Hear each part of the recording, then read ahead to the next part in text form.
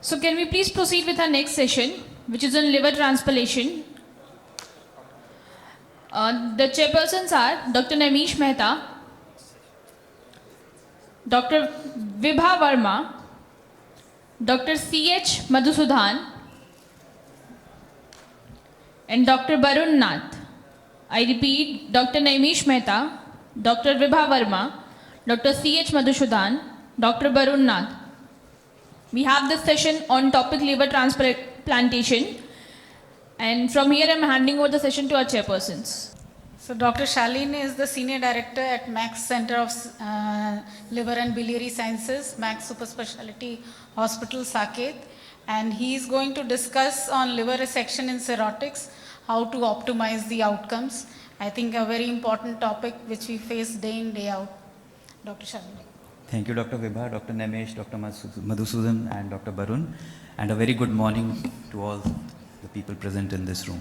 So my brief today is to talk about liver resection in cirrhotics and how to optimize the outcomes. As you all know that majority of HCCs arise on the background of liver cirrhosis, therefore the most frequent indication of resecting a cirrhotic liver is HCC, and therefore there are two considerations while we are considering or evaluating a patient of cirrhosis for liver resection. Basically, it's the HCC and how to deal with the underlying cirrhosis. Just a brief overview. Literature says that up to 1/3 of the patients of cirrhosis can be resected, and it gives a reasonably good survival of around 45%.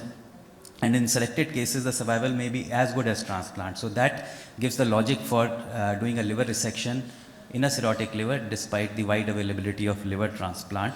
Although in our own experience, the resectability rate has been lower to the tune of around 20 to 25%. So there are certain pathophysiological alteration in cirrhosis which makes a resection in a cirrhotic background challenging. These are twofold.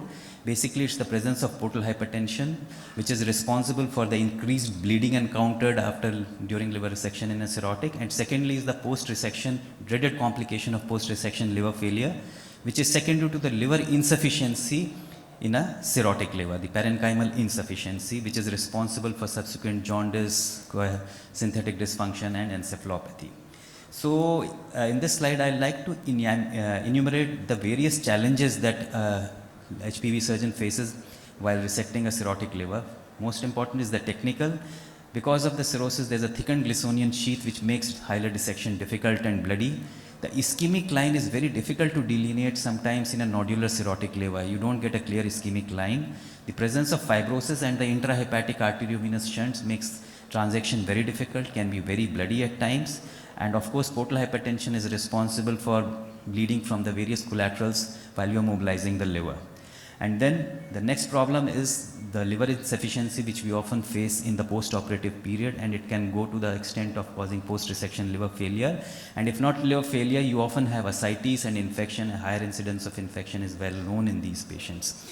All this translates to increased morbidity, hospital stay cost, and of course mortality. So liver resection in a cirrhotic background is definitely a challenge. Then why should we embark on a liver resection in a cirrhotic patient if it's so difficult and so challenging?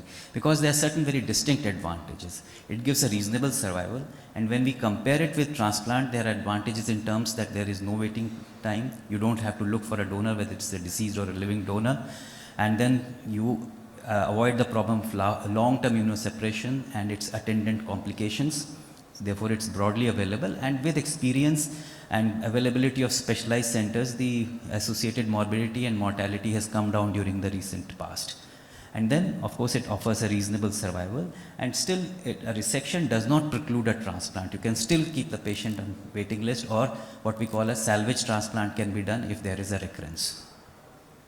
So before we look on how to optimize the outcomes, we should know our outcome measures. So the outcome measures can be broadly divided into two parts. That is the short-term outcomes, which basically you have to see the 3-month morbidity and mortality. Morbidity arises due to liver insufficiency, ascites, and infections, and that can lead to mortality. And the main determinants of mortality are basically the future liver remnant. And not only the remnant, the amount of liver that you are resecting despite a good remnant has a bearing on the outcome. and good surgery is the underlying, the cornerstone of getting a good outcome. And when you look at the long-term outcomes, basically you have to look at the cancer recurrence, and unlike other cancers, the important part of HCC is that the underlying liver dysfunction, which can lead to hepatic decompensation in the follow-up, is a major determinant of shortening the overall survival. So you may have a good disease-free survival, but the overall survival may not be good because many of these livers fail during the follow-up. So how to improve the outcomes, how to optimize the outcomes? So these are the considerations or factors that have to be taken into account when you are evaluating a patient of cirrhosis for liver resection. First of all, the patient should have a good performance status, ASA grade 0 or 1. And as you all must have realized, there's more and more of these patients are in the elderly age groups. So they may be harboring many comorbidities such as cardiovascular, lung dysfunction, and metabolic syndrome is so common these days. So these morbidities have to be taken care of. They have to, this is the checklist, this box has to be ticked, and it has to be seen by a multidisciplinary team. Once you have ruled out major comorbidities, the performance status is good, then you have to look at the liver function. And there are various scoring systems that have been given over the years for risk categorization, and the commonly used ones are the Childs-Pugh score and the MELD score. So when we evaluate the liver function, first of all, we'll look at the child and the MELD score. So resection should not be done if a patient has a late Child's B or C because of the higher mortality associated that has been over the years, over the decades, has been well reported. And anything late Child B or above is associated with more than 30% mortality up to 80%. And similarly, a MELD score above 9 should make you cautious, make you wary of not doing a liver resection, because around 30% mortality has been reported for MELD above 9. How these scores were actually not designed for determining mortality after resection. So assessment of the functional liver volume is very important, and for this reason, the functional tests such as the ICG retention test, which is very common in the Far East, especially China, Japan, Korea, and now many of the Indian centers are doing this. So this is a very good test, and it's been shown over the years that for major resection, the ICG retention at 15 minutes should less than be 15%, and for a minor resection, it should be less than 25%. And the other tests that have been propagated and propounded during the recent years is like the elastography, and it said that the EASL guidelines say that if the value is more than 14, there's a high risk of post-resection liver failure. Similarly, the other score is the albumin-bilirubin score, and patients in grade 2 and 3 again have a higher risk of failure and therefore should not be taken for any major liver resection. And recently I was going through the literature, although we have no experience with this, there is a non-invasive method of assessing the risk of failure is the quantitative assessment of CT nodularity on a contrast CT. So I need to go more into it, but there are some reports that is a very good non-invasive test for determining the risk. The second step in patient assessment prior to resection is the determining the extent of clinically significant portal hypertension, which is defined as a HVPG or the hepatic venous portal gradient of more than 10 mm. Although there's a lot of literature on HVPG and many centers routinely do it, but there are many drawbacks of this procedure. Most important being associated complications which are not reported, especially the access site bleeding, hematomas, they are not very well reported. And then there's a lot of inter-observer variability in the determination of HVPG values. Therefore, till date, despite almost 2 decades of experience, it has not become a standard recommendation in any of the guidelines. And therefore, we also do it infrequently, although it may be a useful test. The more simpler methods of determining clinically significant portal hypertension is the platelet count of less than 1 lakh. A splenomegaly, the cutoff that has been reported and that we also follow is 12 centimeters. And consensus from Bavino, Italy said that the risk of significant portal hypertension is less if the stiffness on elastography is less than 20 and you have a normal platelet count. And of course, all these patients should undergo endoscopy, and varices grade 2 or above should preclude a liver resection in these patients. So simple methods would be looking at the spleen size, the platelet count, endoscopy, and then you can do an HVPG depending on your setting and surroundings. And then liver surface nodularity, spleen stiffness measurement, there are other non-invasive methods of evaluating significant portal hypertension. So this would be the third point that you would assess is the tumor burden. And the guidelines are very variable on which tumors to resect and which not to. So amongst the conservative, the American Association is on the conservative side, which is, says that any tumor more than T2 should not undergo liver resection. While on the other hand, you have extreme, you have the Asia Pacific Association recommendation, which says that the goal should be to achieve an R0 resection irrespective of the number and size of tumors, and of course there should be no extrahepatic spread. So there is a lot of variability, and you have to take your own decision which guidelines you want to follow. But it would suffice to say, and it would be safe to say, that you should choose solitary tumors which are not very large, and that would give the best results, as I would come to in the subsequent slides. However, there are a lot of studies, especially from China and Korea, which say that you can achieve a reasonable survival even in the presence of vascular and bile duct tumor invasion. And we do corroborate to this fact that you can consider resection even in the presence of portal vein invasion and bile duct invasion. The next step would be the surgical planning. Once you have assessed your patient's performance status, the liver function, tumor burden, and you have ruled out clinically significant portal hypertension, so you go on to decide for surgery. But before you embark on surgery, it's very important that you plan nicely. And the part of planning would be, first of all, you determine the future liver remnant on cross-sectional imaging, which as per the various guidelines and literature should not be less than 40% in a cirrhotic liver. But mind you that it is not only the size of the remnant, the future liver volume, that is 40%. It is not a holy grail that it will prevent post-resection liver failure. You have to do the anatomical modeling in order to see the location of the tumor, its relation to the Gleasonian pedicle and the hepatic veins, because you should not be leaving behind any devascularized areas. And as was the talk yesterday during paper presentations, that you should do anatomic or non-anatomic resection. So there is some literature which says that anatomic resections do fare better in the long term in terms of disease-free survival. But here, when you are resecting a non-cirrhotic liver, the paramount importance is that you save the parenchyma. So preservation of liver parenchyma takes precedence over anatomical resection. If you can do it safely, very good. Otherwise, go for a non-anatomical resection. And therefore, there are a lot of studies and impetus on parenchyma preservation. And for that purpose, Florence-guided, ultrasound-guided resections have been advocated in the recent past. And especially the ultrasound-guided resections have become a very favorite tool, and therefore all surgeons, HPV surgeons, should learn intraoperative ultrasound. This is a very good tool for resecting, getting R0 margins in a non-anatomical method. And then we have literature on augmentation methods applied to cirrhotic livers like portal vein embolization, ALPS, etc. But believe me, the results of these methods, especially ALPS in cirrhotic, have not been at all encouraging. So you should think twice before you go on to do liver augmentation in a cirrhotic, because the response rates are quite poor, especially of portal vein embolization. So this is just an overview of the various guidelines, and I would again, because it's important, to reiterate that the various factors that should be considered are performance status, portal hypertension, liver function, tumor burden, and the liver volume when you are assessing a patient for liver resection. And I cannot end my presentation without putting a slide on Makuchi criteria, very favorite, have been followed over the years. And it begins with that patient should not have ascites, should have normal bilirubin, and then depending on the ICG retention percent, you decide how much liver you can resect. Intraoperative measures are the cornerstone and key, and the meticulous surgery is paramount determinant of outcome after liver resection. And what I mean by meticulous surgery, that you should minimize your blood loss. You should avoid devascularized areas at all costs, because these are the source of sepsis as well as inflammatory cytokines. So there should be no devascularized areas, and therefore anatomical modeling pre-resection is very important.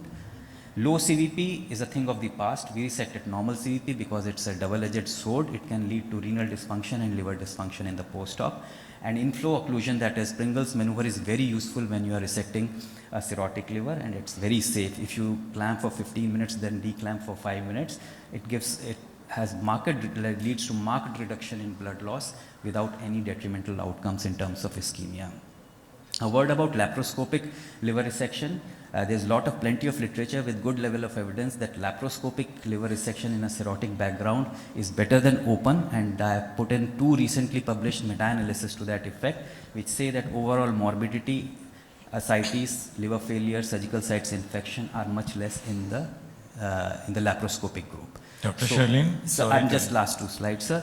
And post-operative management is equally important because cirrhosis is a hyperdynamic state, so fluid status maintenance, especially colloids, have to be used liberally, and at the same time fluid overload has to be avoided. I will skip this slide in interest of time, and just last two slides of our own experience during the last 5 years. We have resected about 38 cirrhotic livers, giving a percentage of around 23. And most of these patients were early. NASH was the most common indication, and the tumor was HCC in majority of patients. And we have done all varieties of patients, but only 4 were laparoscopic, because we are still facing the problem of increased blood loss during parenchymal transaction. So we have done only 4 left lateral laparoscopically, rest were open, although we have done all kinds of resections in this small group of patients. And we have had 1 mortality due to post-resection liver failure, though we had this liver failure in 4 patients, but in remaining 3 it was grade 1. And we did 1 salvage liver transplant and having recurrence in 12. So this is, I'll finish with this last slide. That is, HCC is the most common indication for resection in a cirrhotic, but it gives a reasonable survival after resection. Main challenges are portal hypertension and risk of liver insufficiency. Therefore, you have to assess the patient thoroughly, and the heads under which you would assess would be to look at the comorbidities, liver function, degree of portal hypertension. You have to determine the tumor burden, and then proper surgical planning followed by a very meticulous surgery which minimizes blood loss, avoids hypotension and leaves behind no devascularized area is extremely important. There is no doubt that minimally invasive surgery scores over open, but it's technically demanding, and then ICU care is must for after major resections. Thank you, and sorry for exceeding my time.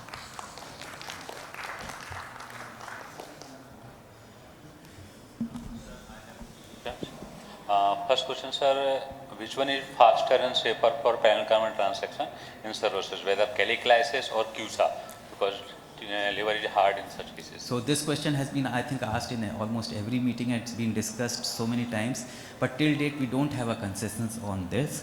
So the energy devices as well as cheliclysis, everything can be used with which you are comfortable. So you have to make your own pick. We cannot say which one is superior over other. Like I use a combination of harmonic and CUSA.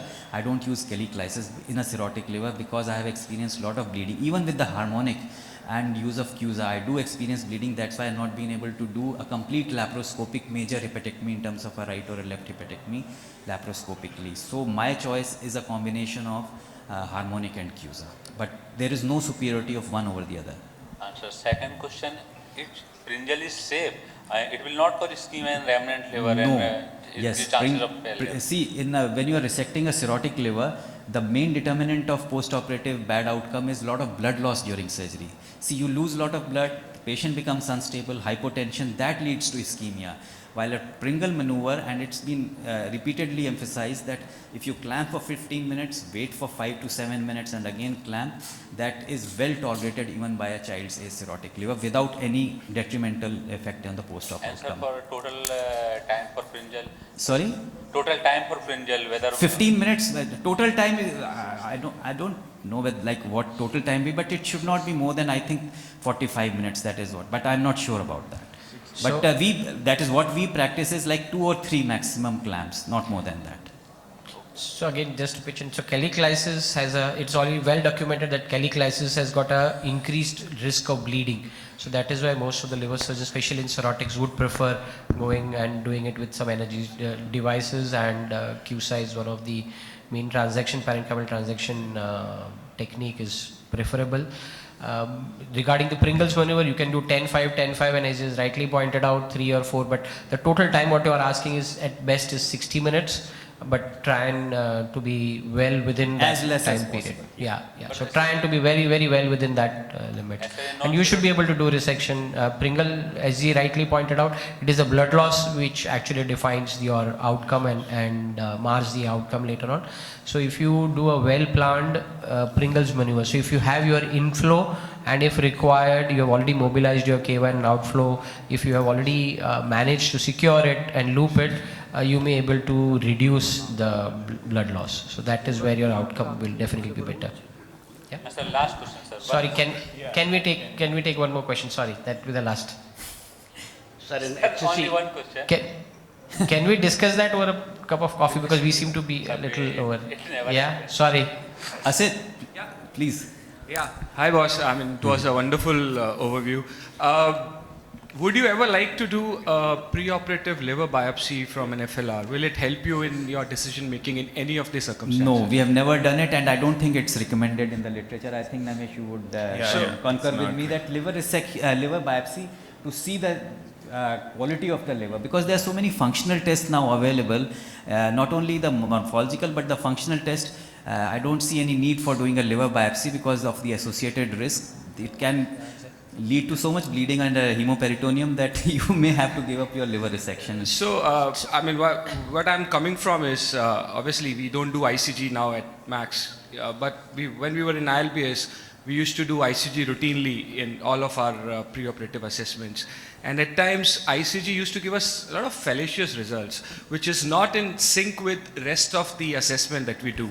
Now, in that scenario, I think doing a liver biopsy could be helpful. Do you think? I get your point, and there is some evidence to that, and we also are not doing ICG. And lately, over the last few years, scintigraphy of the remnant has come as another tool for assessing the function of the remnant. You are right that ICG would not give you the function of of the FLR, but yes, scintigraphy has been used and shown good results, good concordance with the post-operative function of the liver.